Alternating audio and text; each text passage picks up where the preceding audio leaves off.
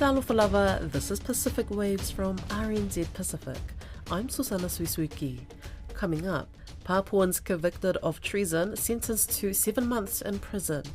It's budget week in PNG, and I get to know my family history and my indigenous part of my life. young Solomon Islanders take pride in their language and culture. Four Papuan political prisoners have been sentenced to 7 months imprisonment on treason charges for allegedly taking part in a plan to separate a part of the territory of the Republic of Indonesia. A New Zealand-based West Papuan independence advocate says the Indonesian government is using its law to silence opposition. Caleb Fotheringham reports. The group, known as the Sarong Four, in April earlier this year, delivered letters to government institutions in Sarong, West Papua, asking for peaceful dialogue between the Indonesian president and the leadership of the Federal Republic of West Papua. Protests followed, which later turned violent. What actually caused instability was arresting people for delivering letters, and the Indonesians refused to acknowledge that actually people have a right to deliver letters, they have a right to have opinions, and they will continue to protest when those rights are systematically denied. That's Catherine Delahunty with West Papua Action Aotearoa. She says the arrests are an abuse of the modern state, but she says it is a common reaction from Indonesia in response to West Papua independence protests. This is the kind of use of an abuse of law that happens all the time in order to shut down any form of dissent and leadership. In the 1930s, we'd call this fascism. It is a military occupation using all the law to actually suppress the people, as well as using the military power. Indonesia's embassy based in Wellington says the central government has not got involved in the legal process, but the letters did fall into the category of treason, as per the National Crime Code. Ms Delahunty says the situation is an abuse of human rights, and it is all happening less than an hour away from Darwin. It's so disheartening because of the silence of our government and Australia's government and others, that we stand by incident after incident. There is an abuse of human rights through the use of the law in Indonesia, and our countries are silent. Ms Delahunty says New Zealand has shown that it cares about human rights only for some people. The spokesperson for Indonesia's embassy says the government has been closely monitoring the case at arm's length to avoid accusations of overreach.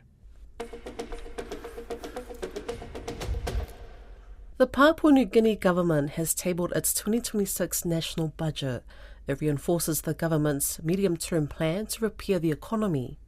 The budget totals 30.9 billion kina, up from 28.3 billion this year. Joining me to unpack PNG's budget is our PNG correspondent, Scott Whitey. Hello, Scott. The Treasurer repeatedly referred to the former Prime Minister as the other guy during his speech. What was the political tone in Parliament, and how significant was that framing in the overall budget message?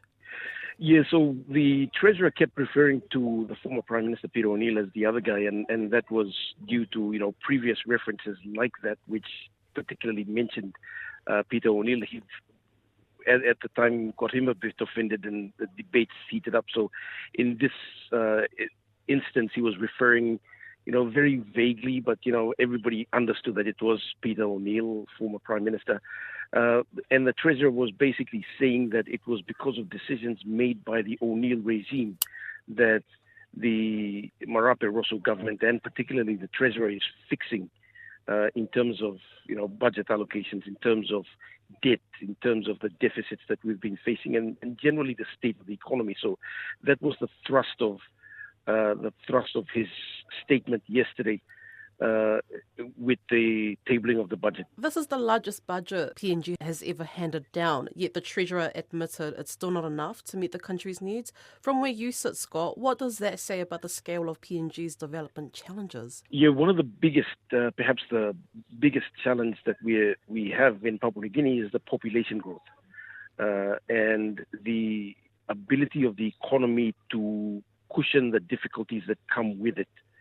There is an optimistic outlook by the government, but various sectors all over indicate that it's going to be a struggle trying to get the population to a rate that the economy can deal with, and at the same time that government will be, comfortable enough to roll out infrastructure services that will cater to that population. But it's not going to be an easy fix. It'll take some time before we have some kind of some semblance of stability in terms of population growth and the ability of the economy to handle it. Yeah, the Treasurer also projected a dramatic fall in the deficit and a surplus by 2027. How realistic are those targets given the pressures on the economy and the unpredictability of commodity prices? Yeah, given if there is discipline and if there is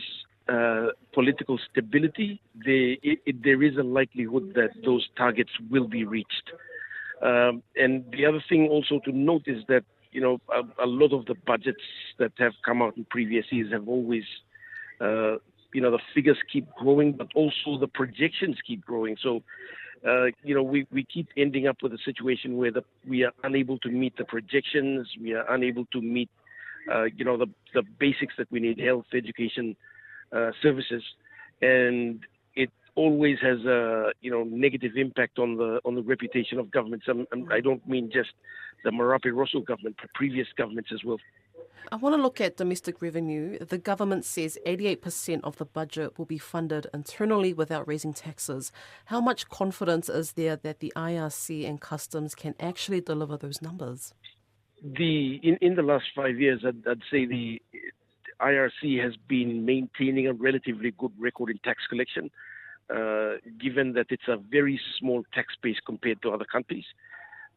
But the revenue collection has been very steady. It's increased over the years.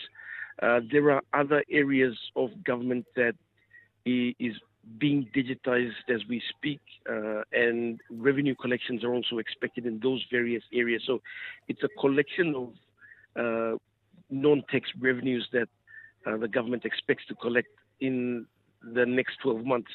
The projections also include new projects that should either start being constructed or go into feasibility stage where employment will be generated. The other aspect of revenue generation are the commodities, but as you know, commodities are subject to external shocks like conflicts or a dip in commodity prices that may be triggered by something else. So it's a very vulnerable economy that we have here in Papua New Guinea. Just looking at law and order, Scott, they received a substantial increase in funding again this year. With ongoing violence in places like Porgera and Goroka, what difference, if any, is this likely to make on the ground? Yes. There's, as you rightfully said, there's significant investment in the 2026 budget. That may not be enough. There's always this push to cut out wastage like hire cars that are brought in during police and military operations up in the highlands. And, over the last 12, 24, 36 months, there's been, an increase in the amount of police vehicles being bought to reduce the number of hired vehicles that we bring in to those disciplinary forces. And the law and order situation won't be solved by law enforcement alone. It has to be both, a political solution to it and as well as law enforcement solution to it.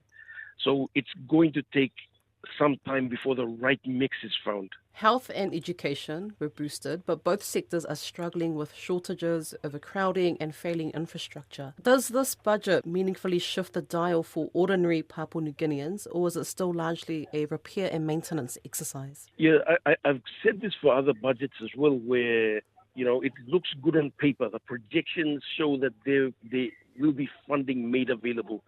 But, what's on a budget book doesn't always translate to actual cash in the bank and money being allocated to those services. So, for instance, in 2024, there was a shortfall of about a third of the health budget, and that impacted the health department greatly. It was the same with education, same with law and order. So it's, you need to look at the budget books, and then there's a great deal of skepticism about whether those projections will actually materialize in cash going into the bank. The Marshall Islands is giving free money to more than 33,000 of their citizens. The government's universal basic income will pay out $800 per year to each citizen from a trust fund primarily supported by the US. Kaya Selby has more. It's the first universal basic income scheme of its kind in the world, and it's based on a cryptocurrency. From this month, Marshallese citizens will be entitled to $200 per quarter paid into a digital wallet in the form of a stablecoin called USDM1.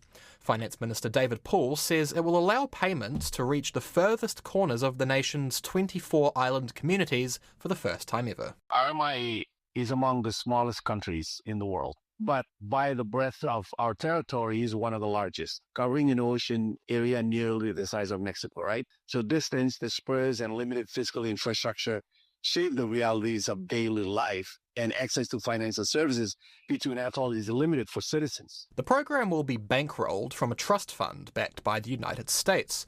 Under an agreement signed by the Biden administration, the US is contributing $200 million per year until 2027.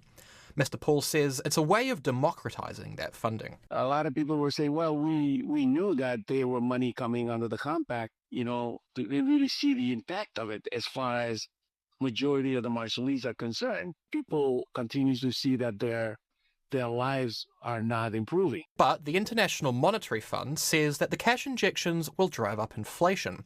The minister says that is the very problem that his government are trying to solve. Marshallese, it won't be able to make a living and be able to live in the Marshalls, and we will be eventually priced out of paradise. What is the purpose of having a huge trust fund when, we have all these ongoing issues that we need assistance? David Poole says that other island nations have approached him about the system, but he wouldn't say whom. A student from St Paul's Primary School in Auckland says his Solomon Islands heritage is his identity. Solomon Islands Pidgin Language Week is being celebrated across New Zealand under the theme Protectum Languis and Cultura Blongyumi, Protect Our Language and Culture.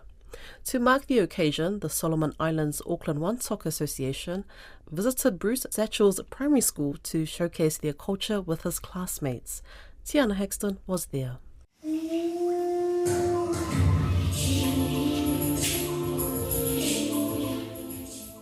11-year-old Bruce Satchel is proud to hail from 7 different cultures, including the Solomon Islands. He says learning about his Indigenous heritage is how he connects to his identity. It's really important because I get to know my family history and my Indigenous part of my life. It's just very important to know where you're from and you're not a nobody, so like a somebody. Satchel's cousins were amongst the performers sharing traditional Solomon Islands dances for the students of St Paul's Primary. The 6th grader says sharing his culture makes him feel proud of who he is. Wow, today was magical, seeing everyone perform and give their best. Yeah, it was really good. It feels powerful and proud and glad to be here. The chair of the Auckland Wantok Association says it is vital to encourage young ones to connect with their heritage. Florida Subir was proud to support Bruce in sharing his Solomon Islands culture with his peers. It reinforces and reaffirms who he is, his identity, and his culture and custom. And I think that is very important. It is the essence of why we celebrate Solomon Islands Language Week. St Paul's Primary School caters to students between 5 and 11 years old. With a roll of 470, the school principal says they host a diverse spread of cultures. Mary Zellman says it is vital the school takes every opportunity to celebrate everyone's heritage. I really feel very strongly that we need to celebrate different people's cultures and have pride in our own cultures by celebrating everybody's cultures. It's really important that we know who we are and where we come from, and that has to be acknowledged because we're all human beings, but we're all special, we're all unique.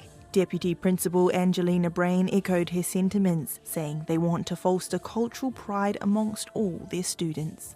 This was something she saw in action as former students were amongst the performers on stage. It was a privilege, an absolute honour, and to see our past pupils also to be part of the cultural group and to go on from St Paul's School and to be proud of who they are, strong in their identity. That's what we want for all our tamariki. The Deo sisters have fond memories of their time at St Paul's Primary. They say their teachers always encouraged them to be proud of their heritage. Ebony Deo says she was excited to return to embrace and show off their culture. I'm very happy to show my culture to also my past teachers as well, to see like how well I've done and how proud I am. And yes, it's just lovely to see everyone. Her elder sister Yolena says being able to encourage the young students to embrace their Indigenous languages is crucial. I think it's fundamental. I think it's incredibly important. I think language tells you a lot about who you are and the people that you come from and gives you a sense of belonging. The language to me is like at the core of a lot of our culture. The Solomon Islands is a predominantly Melanesian nation that has more than 70 Indigenous languages and dialects of Melanesian and Polynesian origin. In this culturally diverse context, Pidgin has a unifying effect in that it is spoken by Solomon Islanders throughout the country. This year is only the second edition of the Solomon Islands Pidgin Language Week and runs through to the 29th of November. It is the last event on the Ministry of Pacific Peoples New Zealand Language Week calendar.